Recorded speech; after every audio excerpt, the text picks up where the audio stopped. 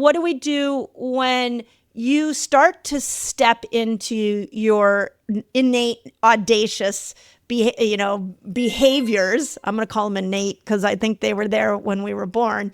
And everybody around you looks at you and is like, what happened to you? What's going on? Why are you acting this way? Do we have a strategy for the people around us, or do we just let them be? A strategy to answer that question for them, or how to interact with them? Yeah, how to interact with them. If you have a relationship, I'll use my children as examples. My daughter is 25 and my son is 22. And, they would call and I would pick up the phone and immediately, whatever they needed, I would do for them. And now I'm like, oh yeah, I'll call them back at the end of the day. If something's wrong, they'll, there's just a little bit more of a pause. Like, hey, I just want to take care of what I'm doing right now. I'll get back to them. And now luckily they've been fine with that. But there is a shift as you go into these 50s, 60s, postmenopausal time where all of a sudden you just won't do it for everybody else. And everybody else can have problems. They do. I mean, I've seen it happen. Yeah. So there's two things. One, I think you have to figure out, is this somebody whose opinion you care about? Laura Gassner-Otting wrote a book called Limitless, and I loved one phrase she had in there that said, don't give a vote to anyone who shouldn't have a voice. So the first thing is, like, if it's your children, obviously you want to work with them and help them understand your reality of the way that you're changing and you're expressing yourself. But you can cut out a big chunk of people if you are thinking, I don't care what they think there. Yeah. So that's the first thing. And then for me, in terms of strategy, especially living audaciously, I have groups of people that I call my front row. Yes. And I invite certain people, and I literally use the words, hey, will you be my front row, to be supportive when I'm trying to do something different. And here's who's not in your front row most of the time. It's not your mom.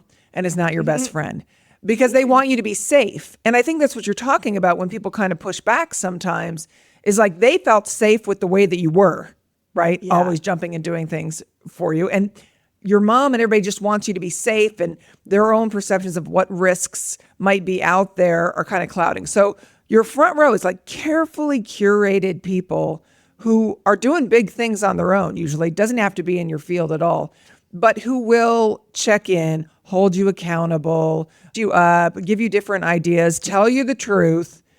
There's something about asking somebody, will you be in my front row? Hey, I want to write a book. Will you be in my front row? That gives them significance in your life, because now you have given them a role in your life where they feel like, okay, I am officially a tagged supporter of this person, and here's how I can best do that. Of course, it doesn't work in a vacuum. You need to also be in the front row for other people as well. But I think that's one way to start looking at the people who are uncomfortable with your, evolution. Yeah. Okay, so how do you cultivate a front row? I love this, because where my brain is going is like, I think we always talk about the last period and a year from the last period. Now you're in menopause and like end of conversation. And what I want to do is, okay, that's not the end of that's the beginning of the conversation. And the beginning of the conversation involves like your time now. You're not people pleasing. And now I'm going to add this front row idea. So, what does it look like to cultivate a really hearty front row? Like, give me an example of what your front row looks like. Like, what are the qualities of those people and how did you handpick them? And I have different front rows for different aspects of my life. Oh, I should say that. So I have a fitness front row.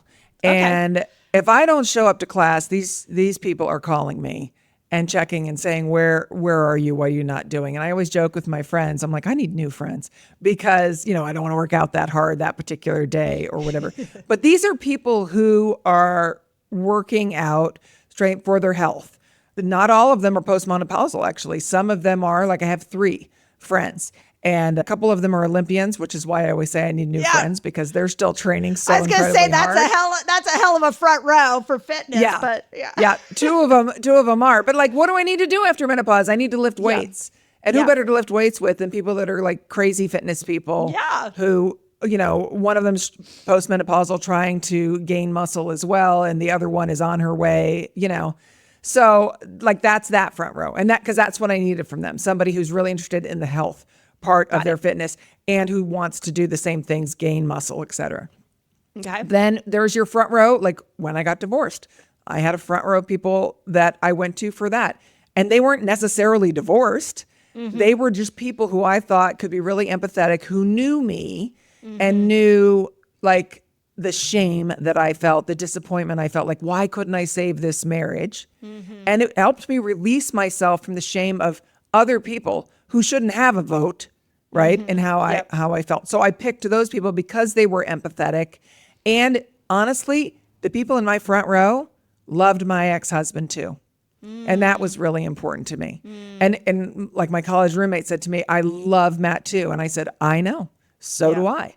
But we can't make the marriage work. So I didn't cultivate a front row or curate a front row of people who were going to be, he was terrible at all. I didn't want to hear that. I wanted to hear how we could move through it. Professional front row, people who are doing their own big things, want to create their own path there. So I'm looking, when I'm building a front row, I'm looking at what are the things that are important to this person?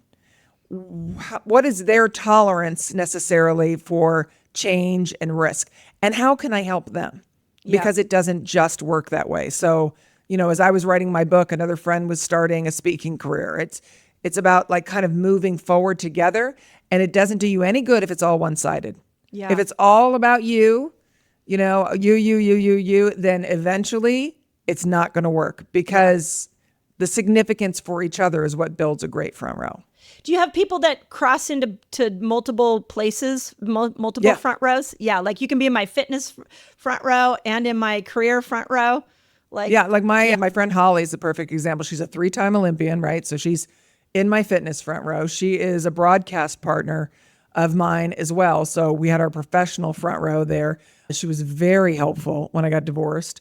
And then when I started writing the book, I was talking to her and I said, I can't get any time alone to write this book. Like I got people all over me all the time. Yes. And she said, hey, we have this back apartment. Why don't you just come and for a couple of days and hide out and write there. Yes. And it's honestly, I didn't even tell my ex-husband this. It's right down the street where she lives.